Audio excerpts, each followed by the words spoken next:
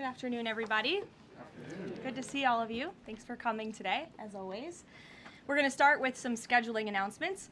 This evening, President Trump will deliver remarks at Union Station for a political dinner. Tomorrow morning, the president will host the second cabinet meeting of the year and the 11th cabinet meeting of his second term.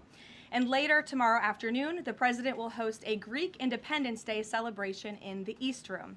On Friday, the president will celebrate National Agriculture Day alongside nearly 1,000 farmers who are coming in from across the country for the first event of the season on the South Lawn, so pray for good weather, to highlight the president's successful policies in support of America's farmers, including efforts to lower input costs, open new trade markets, bolster the farm safety net, double the death tax exemption, end taxes on rural property loan interest, and create rural opportunity zones. Also, I'm pleased to announce that President Trump's meeting and long-awaited meeting with President Xi in China will now take place in Beijing on May 14th and 15th. First Lady Melania and President Trump will also host President Xi and Madam Peng for a reciprocal visit in Washington, D.C. at a later date to be announced this year. Turning to the ongoing military operations in Iran, the United States military continues to decimate the terrorist Iranian regime's offensive and defensive capabilities. Just over 3 weeks in, it's abundantly clear that Operation Epic Fury has been a resounding military triumph. More than 9,000 enemy targets have been struck to date. Compared to the start of the operation, Iran's ballistic missile attacks and drone attacks are down by roughly 90%. The United States is also annihilating the Iranian regime's navy.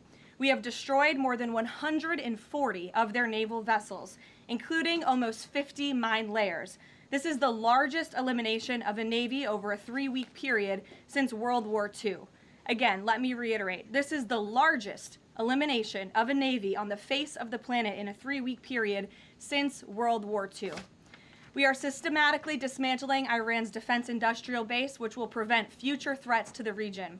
Our military also remains laser-focused on eliminating the regime's threat to the free flow of energy through the Strait of Hormuz. Over the weekend, we dropped several 5,000-pound bombs on an underground facility used to store equipment, including anti-ship cruise missiles and mobile missile launchers positioned along the coastline of the strait. Our military efforts grow more successful with each passing day, steadily degrading Iran's ability to terrorize merchant ships. For all of these reasons, we are very close to meeting the core objectives of Operation Epic Fury, and this military mission continues unabated. From the outset, President Trump and the Department of War estimated it would take approximately 4 to 6 weeks to achieve this critical mission. 25 days in, the greatest military the world has ever known is ahead of schedule and performing exceptionally. Day by day, the Iranian regime is being crippled, and their ability to threaten the United States and our allies is being significantly weakened. Their ambitions of building a nuclear weapon have also been crushed to an even greater degree than they were in Operation Midnight Hammer in June 2025. That's why you're beginning to see the regime look for an exit ramp. They recognize they are being crushed, their ability to attack American and ally forces, as well as their ability to defend their own territory is dwindling literally hour by hour. Following President Trump's powerful threat on Saturday evening, it was made clear to the United States that Iran wanted to talk. President Trump is willing to listen. As President Trump announced on Monday, the United States has been engaged over the last 3 days in productive conversations, which led the president to temporarily instruct the Department of War to postpone planned strikes against Iranian power plants and energy infrastructure only. The remaining elements of the Iranian regime have another opportunity to cooperate with President Trump, permanently abandon their nuclear ambitions, and cease actively threatening America and our allies. But the president's preference is always peace. There does not need to be any more death and destruction. But if Iran fails to accept the reality of the current moment, if they fail to understand that they have been defeated militarily and will continue to be, President Trump will ensure they are hit harder than they have ever been hit before. President Trump does not bluff, and he is prepared to unleash hell. Iran should not miscalculate again. Their last miscalculation cost them their senior leadership, their Navy, their Air Force, and their air defense system. Any violence beyond this point will be because the Iranian regime refused to understand they have already been defeated and refused to come to a deal. Here at home, we are now on day 40 of the Democrats' shutdown of the Department of Homeland Security. Democrats in Congress are forcing American travelers to wait in hours-long lines at airports across the country, robbing TSA officers and other federal workers of their hard-earned paychecks that they use to feed their families, and causing billions of dollars in damage to our economy. A father of 3 recently told CBS News that he felt he had no other choice but to quit his job as a TSA officer and find other work as the Democrats' shutdown of DHS continues. This is the quote from the father, and I encourage everyone to listen. "I think the hardest thing is seeing the struggle that my wife was going through and not trying to bring more stress to her," the father of 3 said, "but seeing her cry every night, how am I going to feed my family? How am I going to survive?" For the Democrats in Congress, the cruelty of this shutdown is the point. Nearly 500 TSA officers have quit since the Democrat shutdown began. President Trump, to alleviate this pressure, made the decision to send some of our amazing ICE agents to help alleviate that stress and address the long wait times. And for all of the critics of this solution a few days ago when it was proposed by the president, it is yielding results. Wait times have improved since ICE arrived, and they are doing everything in their power to help their fellow federal service members. But it's important to take a step back and remember, why is this even happening in the first place? For nearly 6 weeks, Democrats in Congress have kept DHS shut down because they care more about illegal aliens than American citizens. You have Democrat elected representatives in states across the country who are willing to inflict massive pain on their own constituents to fight for illegal aliens who broke our nation's laws to come here. In recent days, we saw the deadly consequence of this deranged policy of Democrat open borders and an illegal alien-first agenda. A beautiful 18-year-old girl, Sheridan Gorman, she was shot and killed in Chicago last Thursday morning while walking in a park with friends. The suspect in custody for murdering her is a Venezuelan illegal alien who was caught and released at the border by the Biden administration in May of 2023. Why would the Biden administration catch and release a Venezuelan illegal alien? That is not happening anymore under this president. But there are still tens of thousands, if not millions, of these illegal aliens in our country who seek to do harm to innocent Americans, like this beautiful young woman whose family will now never be the same because of her death. To make matters even worse, this monster was also released from local custody again after a shoplifting arrest, where? In the sanctuary city of Chicago in June of 2023. Again, another innocent American citizen had her life stolen from her because Democrats embrace reckless open border policies and reckless sanctuary city policies, which put criminals back into American communities. How many more Americans have to die before the Democrats end this madness? President Trump's position is very clear. He wants the federal government opened, he wants the Department of Homeland Security funded, and he wants the Democrat shutdown to end immediately. The president will also continue to call on Democrat leaders in sanctuary cities and states like J.B. Pritzker, where this young, beautiful girl was murdered, to cooperate with ICE and stop releasing illegal alien criminals into American neighborhoods. It is for the safety of every American citizen, including all of the people in this room. With that, I will take your questions, and here in our new media seat today, we have Gabe Fleischer. Thanks, Caroline. Thanks, Gabe, for being here. Thank you. I have 2 questions for you. First, if the war in Iran continues past this current round of peace talks, and with thousands of troops on their way to the Middle East, is there a point, either a number of ground troops or a number of days, at which the president will consider seeking authorization from Congress? Well, as you know right now, that formal authorization from Congress is not necessary because we're currently in major combat operations in Iran. The Department of War and the President, as I said, estimated about a 4 to 6 week timeline for the full completion of these military combat operations. We're again on day 25 today. And as a courtesy, nevertheless, the administration did notify Congress, the Gang of 8, ahead of the launch of the operation 25 days ago. And we've also had our top national security officials go to Capitol Hill to brief lawmakers, again, out of courtesy and out of respect for them. So at this moment, it's unnecessary, but of course, the President and this administration will always abide by the law. Gabe. Or do you have a follow-up? Yes. Sure, go ahead. Second question. In my reporting, I speak a lot to young voters, many of whom voted for President Trump for the first time in 2024, hoping to have no more wars and to have lower prices. Now, with the war taking place and with gas prices going up, curious what President Trump's message would be to those voters who kind of swung into his coalition in 2024, but maybe don't feel the administration's going as they had expected. President Trump is doing this for you. He's doing this for young people so that we are no longer threatened by a rogue terrorist regime in the Middle East that seeks to kill the brave men and women who serve in our country in the Middle East, many of them young people themselves, young men and women who serve this country honorably in uniform and have been threatened, killed, and maimed by the rogue Iranian terrorist regime for 47 years. President Trump finally had the courage to step up and do what's right by our national security, our homeland security. As for the temporary short-term fluctuation in gas prices, the president has said once these combat operations are over, this administration is going to continue to unleash American energy dominance. We're continuing to do that every day, and we're going to see prices at the pump go back down just as we have over the past year because of this president. And don't think for 1 second if the Democrats had their way, gas prices would be as they were under the previous administration, the Biden administration, record highs. This president is keeping them as low as he can during this short-term combat operation, and they're going to go right back down when this is over. Gabe. Thank you, Caroline. Just within the past few hours, Iranian state TV has said that Iran has rejected the U.S.'s 15-point plan to end the war. What's the White House's response to that, and have these talks hit a dead end? They have not. Talks continue. They are productive, as the president said on Monday, and they continue to be. However, I saw a 15-point plan that was floated in the media.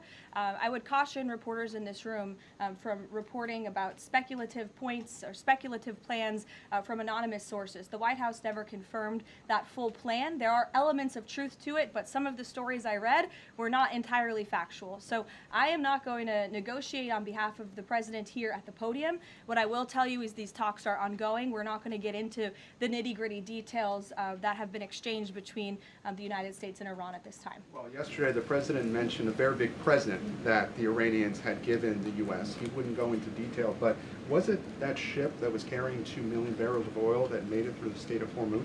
I'll let the president speak on that at the appropriate time. And then finally, Caroline, today Iraq's government reportedly is planning to lodge a protest with the U.S. According to the Wall Street Journal. There was an attack in Iraq that hit a military clinic, killing 7 soldiers reportedly. What's the U.S.'s response to that? Was the U.S. responsible for that attack? I'll have to check in with the Pentagon on that, and we'll get you an answer. Right. Thank you, Caroline. Too, if I may. Speaker Johnson today described the conflict as wrapping up, but the 82nd Airborne Division, they're typically deployed at the beginning of conflicts. So does the White House consider this conflict as wrapping up, or is it changing shape? As I said at the beginning of my remarks, we are meeting our goals of Operation Epic Fury expeditiously. The president likes to maintain options at his disposal. It's the Pentagon's job to provide those options to the commander-in-chief. For any specifics on troop deployments, though, I would point you to the Pentagon. And today, Philadelphia District Attorney Larry Krasner reiterated threats to potentially arrest ICE agents that were sent in to assist with these historically long TSA lines. He said, quote, "The president cannot pardon you." Has the president seen Krasner's comments? Does he have any response? The president cannot pardon you for what? He's talking to the ICE agents who are handing out water bottles and are helping people move through lines at airports. It's a disgraceful comment. The men and women of ICE are great people. I would encourage this lawmaker, whose name I don't know and don't care to know, to actually sit down and speak with the ICE agents who are on the ground doing this important work, not just in our nation's airports, but again, to remove violent, dangerous, illegal alien criminals from our country, to protect this individual and all of us in this room and Americans across the country from murderers, pedophiles, and rapists who have been allowed into our country by Democrat politicians. Mario, good to see you. Thank you, Caroline. Good to see you as well.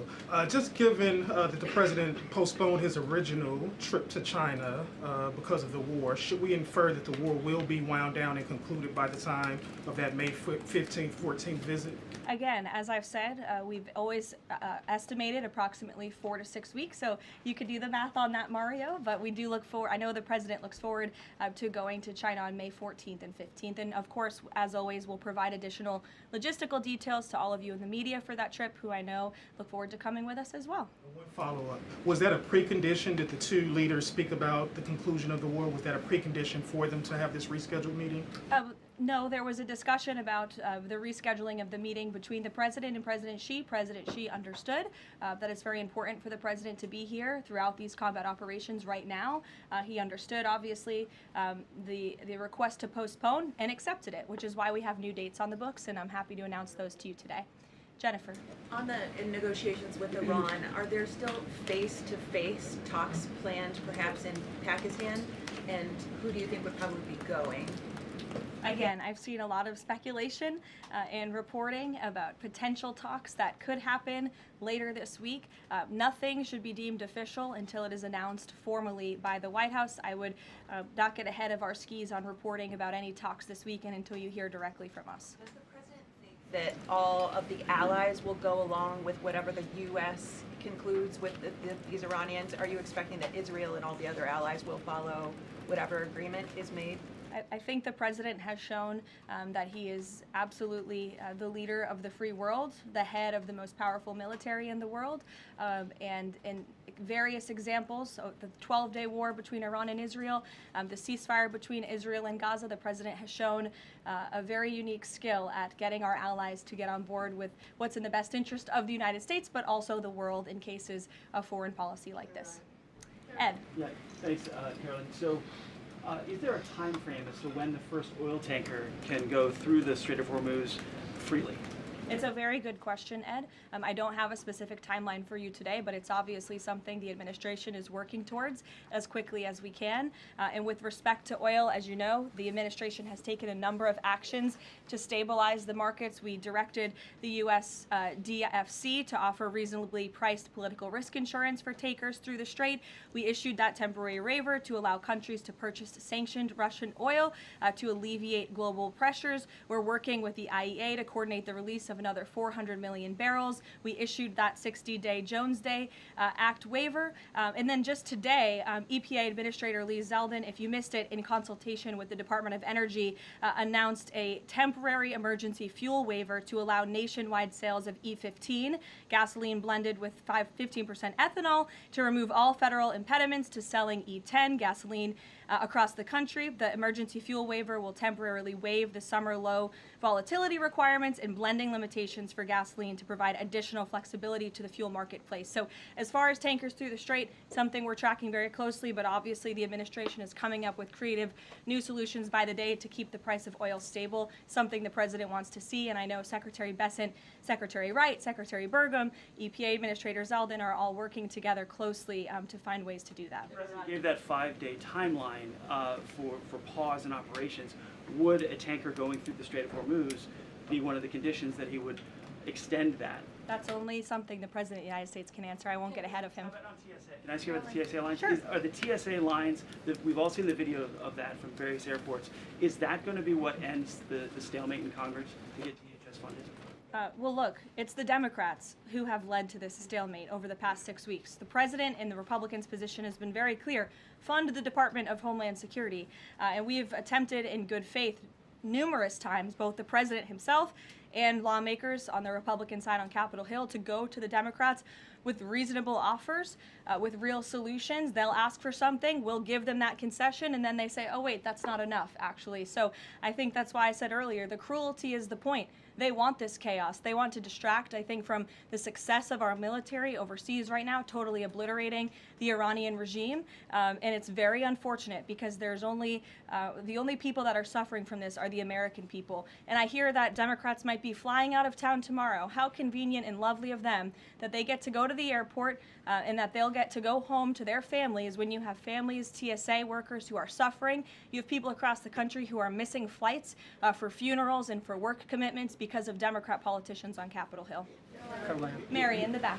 Thanks, Caroline. Glad to see you have a seat now. I do. Thank you. Is the White House satisfied with Republican leadership's efforts on the Save America Act? I think the president has made it very clear. He wants everyone on Capitol Hill to move as quickly as possible to get the Save America Act passed, and he wants to see that legislation on his desk as soon as Republicans and Democrats can move to pass it. But are there any lawmakers in Congress that the president is frustrated with on this matter and feels could be doing a better job? I think the president wants to see everybody on Capitol Hill move faster all the time. That he wants everyone in this town to work at Trump speed like we do here at the White House. We'll go to Karen. Caroline, two questions on Lebanon, if I can. Is the U.S. providing support at this point for Israel's ongoing offensive in Lebanon? And is the president concerned that right now there are more than 1 million people who've been displaced and potentially could be for a significant amount of time? That's not something I'm in a position to comment on for the first question. To the second question, of course, that's something that would concern the president. I think that's why he's again quickly moving to eliminate the threat of the Iranian regime in the Middle East, including weakening their proxies like Hezbollah, who have terrorized Lebanon for far too long. And I know that the president wants to see this, again, move as quickly as possible as we can over the course of the next couple of weeks here.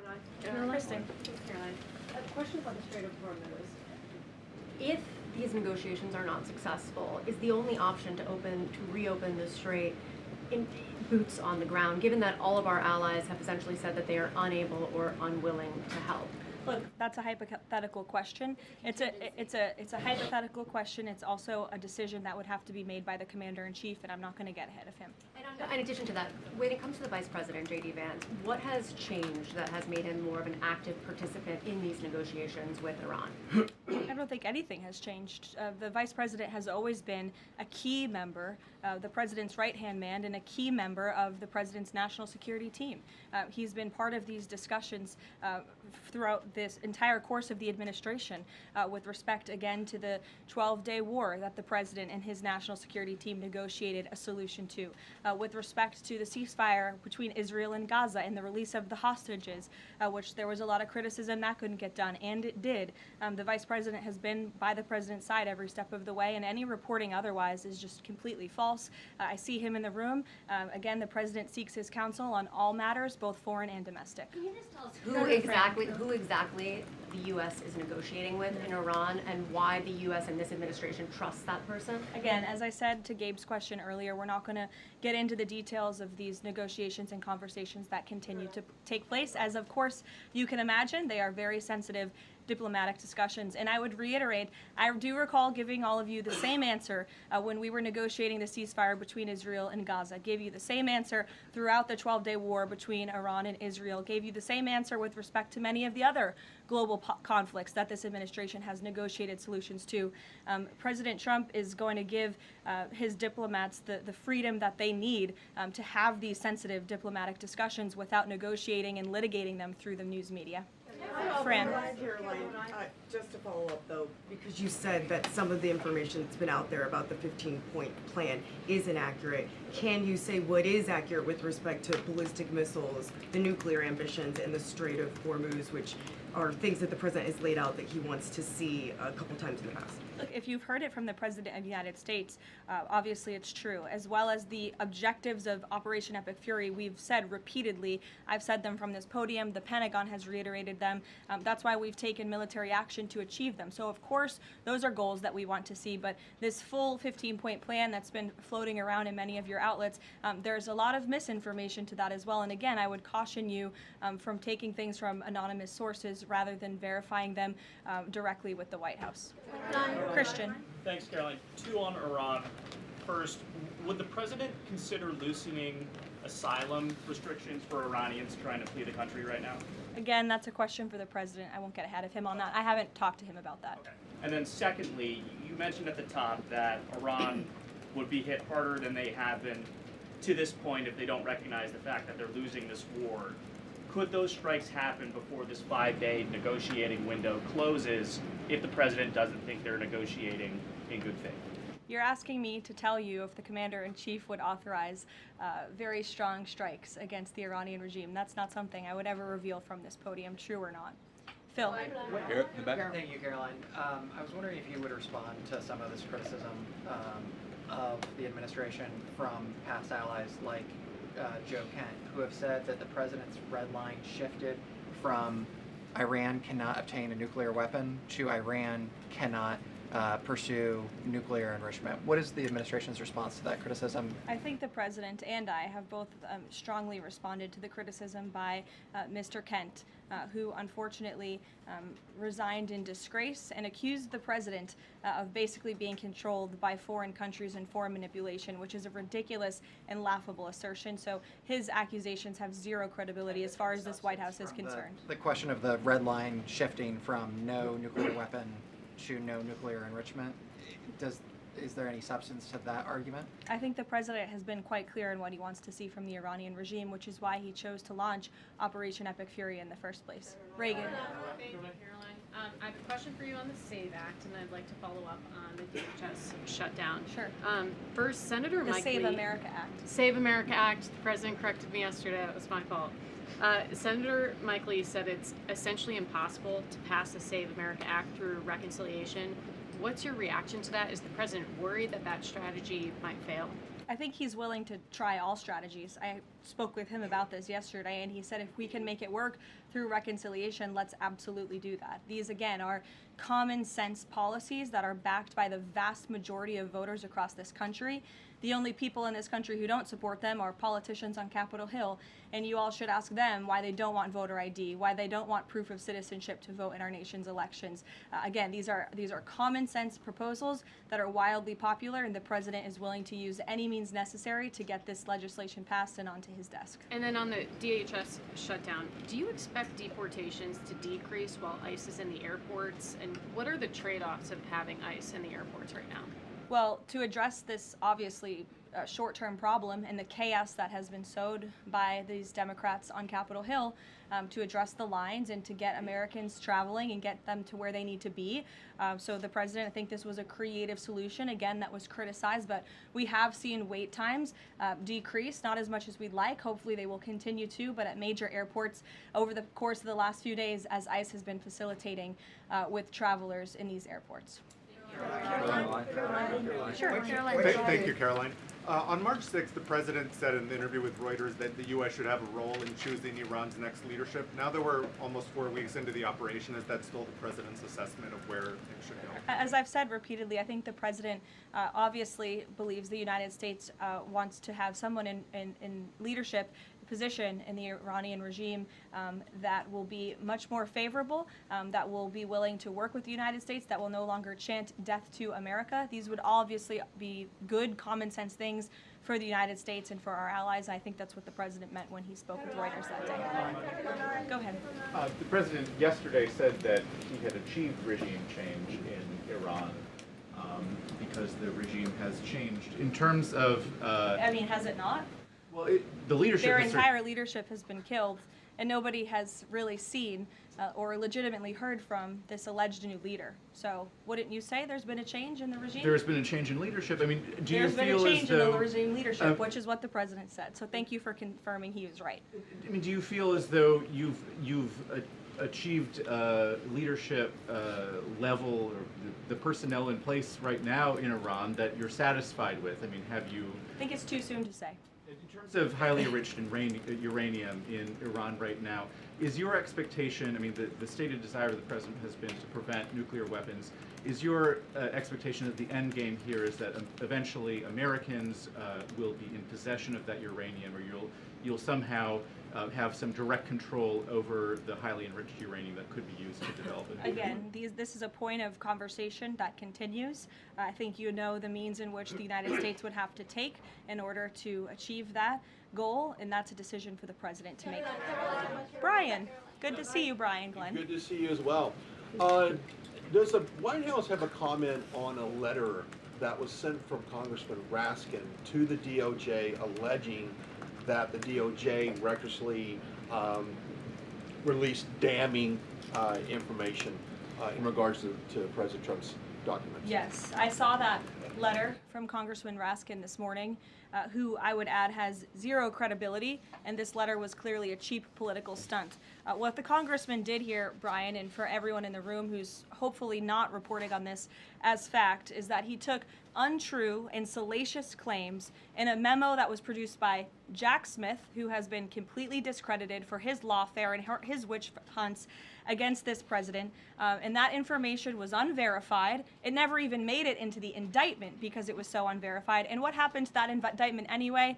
It was thrown out. And Jack Smith has been proven, again, to be a prosecutor on a witch hunt against President Trump. He tried to throw him in jail ahead of the 2024 election. The Biden Department of Justice was fully on board with this lawfare campaign. And in fact, this story that was concocted by Congressman Raskin was so ridiculous, I understand his communications team reached out to some outlets in this room who responsibly said, we're not going to write this because this is just too much. However, of course, MS Now did write that story this morning because they continue to be left-wing propaganda for the Democrat Party. But I think Jack Smith has been proven to be a liar and a fraud, and this is, again, a cheap political stunt from a Democrat on Capitol Hill who I think wants to get himself on cable television. Thank you all very much.